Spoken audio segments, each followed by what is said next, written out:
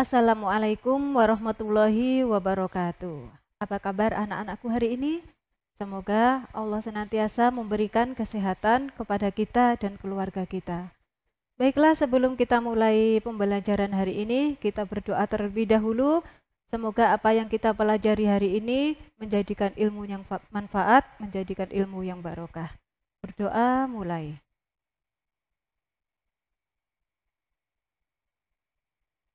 Berdoa selesai. Pertemuan kali ini kita akan belajar tentang cerita inspirasi. Cerita inspirasi dapat kita temukan di sekeliling kita, baik itu dari orang tua kita, keluarga kita, guru kita, atau teman-teman kita.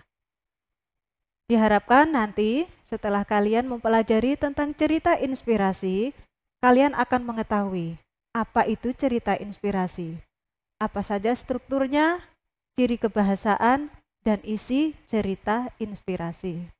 Namun sebelum itu, mari kita saksikan video berikut ini.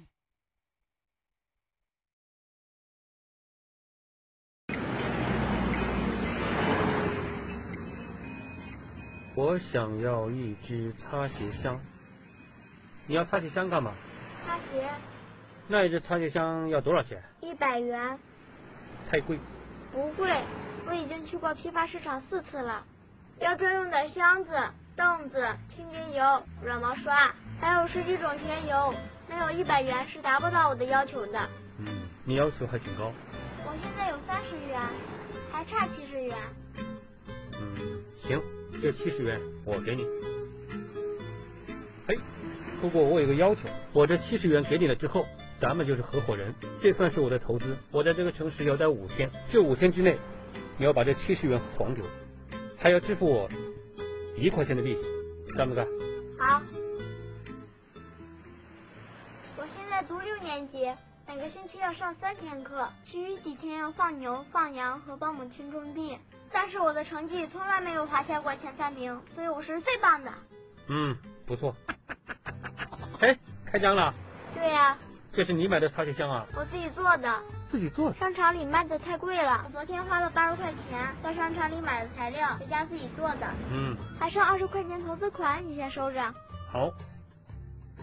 作为你的合伙人，我有义务提醒你，这商场里面有个免费的擦鞋器，顾客都免费去里面擦鞋，干嘛他们要花钱找你来擦鞋呢？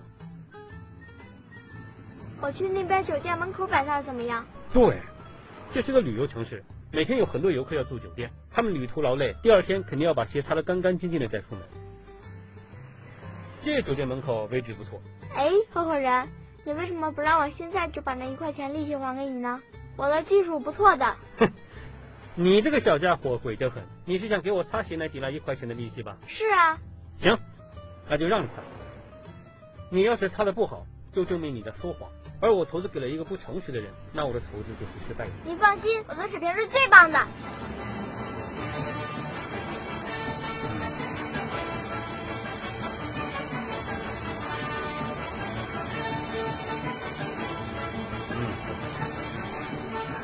擦完了。还真不错。我给你写2个字。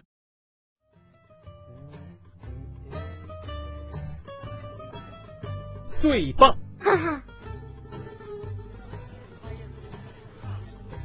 你们是游客吗？对，我们是成都来的。你们要擦鞋吗？这是上个顾客对我的奖赏。最棒！你们要擦鞋的话，我保证把你们的鞋擦得像镜子一样亮。好多钱擦一双？1块钱。小朋友，布鞋可以擦吗？可以，但是布鞋3块钱。今天是第5天，这是15元，刚好够您投资的70元，给您。合伙人，我们合作的非常愉快。我留给你一个纪念品，也是我对你的肯定。我最棒，给你。谢谢合伙人。等我大学毕业了，我去找您。好。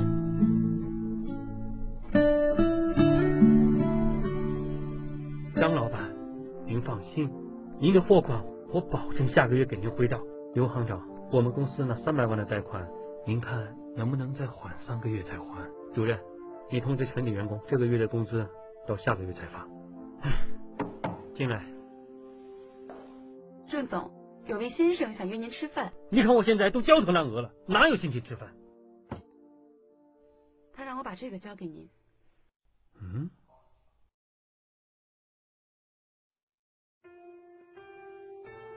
我留给你一个纪念品，也是我对你的肯定。我最棒。哦。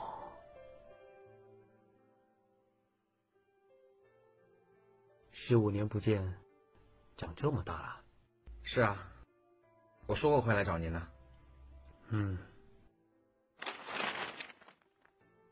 这是一张700万的支票。什么意思啊？我想投资您的公司，做您的合伙人。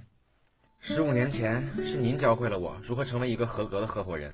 从那只擦鞋箱开始，我完成了一步又一步的积累。我现在有了自己的3家公司，这700万投给您，我想我有权利得到一份额外的利息。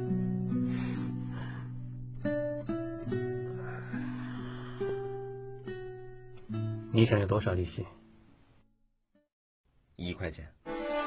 你要把这70元还给我，还要支付我1块钱的利息。70元回报700万元，这应该是我投资生涯中最成功的案例。成功不是你拥有了多少，而是你帮助他人有多少。有多少人因你而成长，又有多少人因你而感动。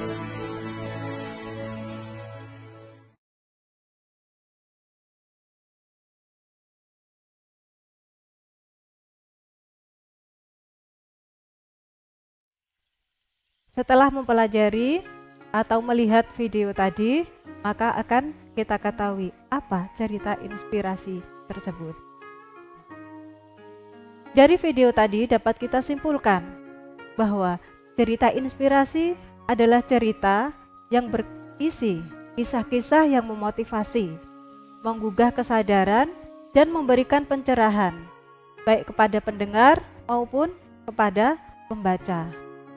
Cerita inspirasi dapat berbentuk singkat, disajikan dalam bentuk narasi, dan dapat menggugah pembaca sehingga dapat berempati atau peduli dengan orang lain. Berikut ini adalah ciri-ciri cerita inspirasi. Yang pertama, judul yang dipakai dalam cerita inspirasi harus menarik, sehingga nanti akan membuat pembaca atau pendengar lebih tertarik untuk membacanya. Yang kedua, cerita sistematis, artinya berurutan. Kemudian bentuk cerita tidak terlalu panjang. Ide cerita bisa muncul dari fenomena dalam masyarakat. Seperti yang Ustazah terangkan seperti tadi di awal, bisa dari teman kita, guru kita, orang tua kita, atau orang-orang yang ada di sekeliling kita.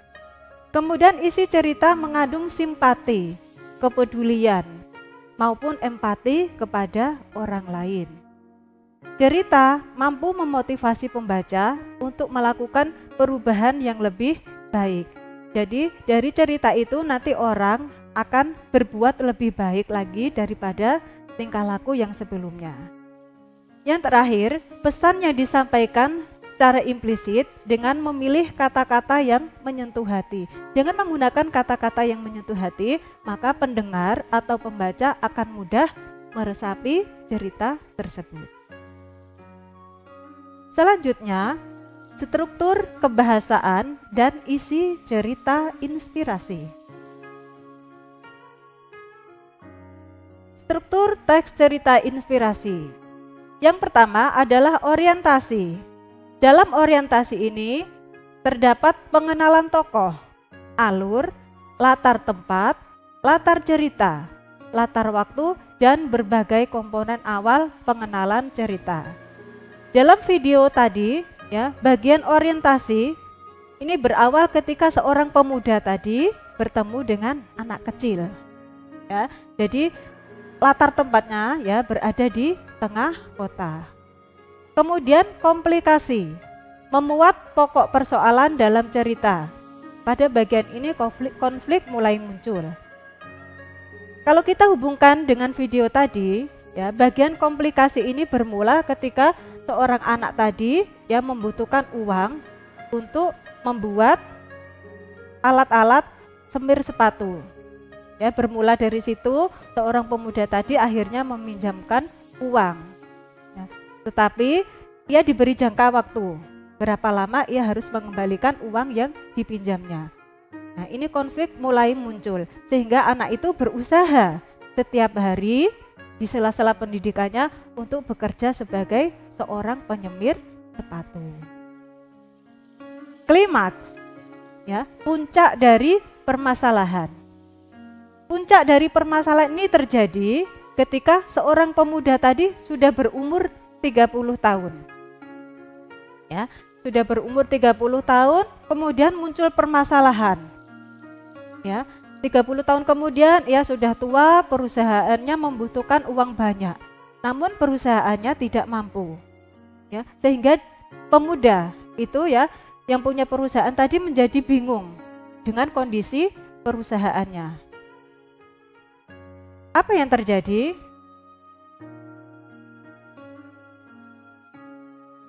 Ya. Sehingga setelah klimaks tadi ada resolusi memuat jalan keluar atau pemecahan konflik. Resolusi ini ya terjadi ketika seorang anak kecil tadi yang sudah beranjak dewasa memberikan atau menanam saham ke perusahaan orang tersebut yang punya perusahaan. Ya, ia menanam saham yang sangat besar sehingga ya pemilik perusahaan tadi bisa menghidupkan perusahaannya lagi dan bisa menggaji karyawannya. Ya. Yang terakhir adalah koda, berisi nilai-nilai hikmah yang dapat dipetik sebagai pelajaran hidup. Menurut kalian apa hikmah dari video tadi yang kita lihat tadi?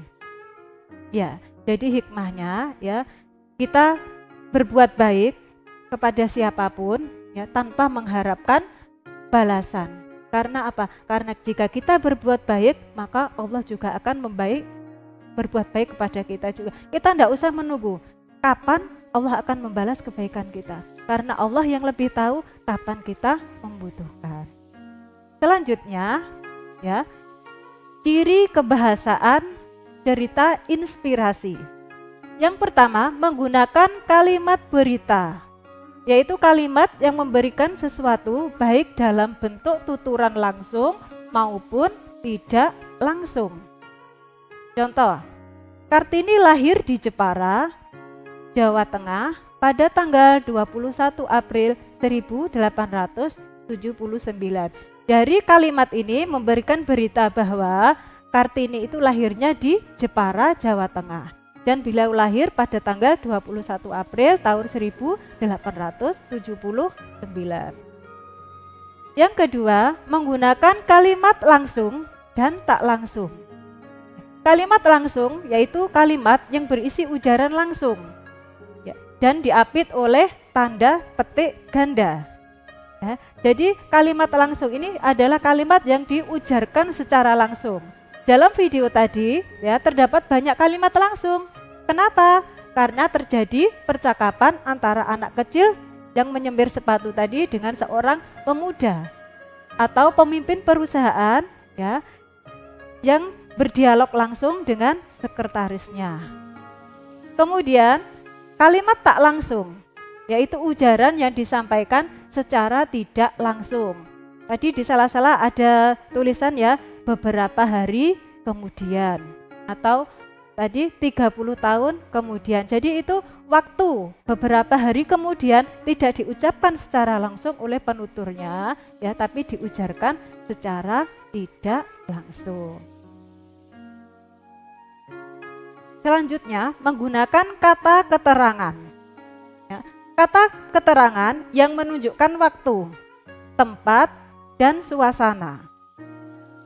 Contoh, mulai tahun 1900 sampai dengan 1904, Kartini tinggal di rumah karena terikat dengan tradisi Jawa. Ya, di situ ada menunjukkan keterangan tempat. Yaitu di mana keterangan tempatnya? Ya, di rumah. Kartini itu merupakan subjek, kemudian tinggal merupakan predikat, di rumah keterangan tempat. Ya, keterangan tempat yang lain menunjukkan tempat, di sekolah, di hutan.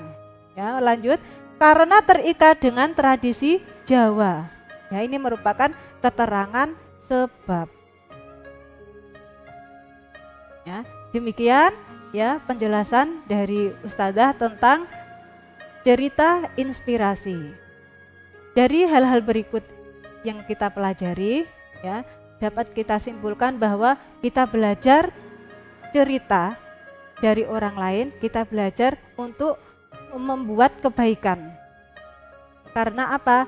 Kebaikan yang kita perbuat maka akan kembali kepada kita semua. Demikian Ustadzah akhiri. Terima kasih. Assalamualaikum warahmatullahi wabarakatuh.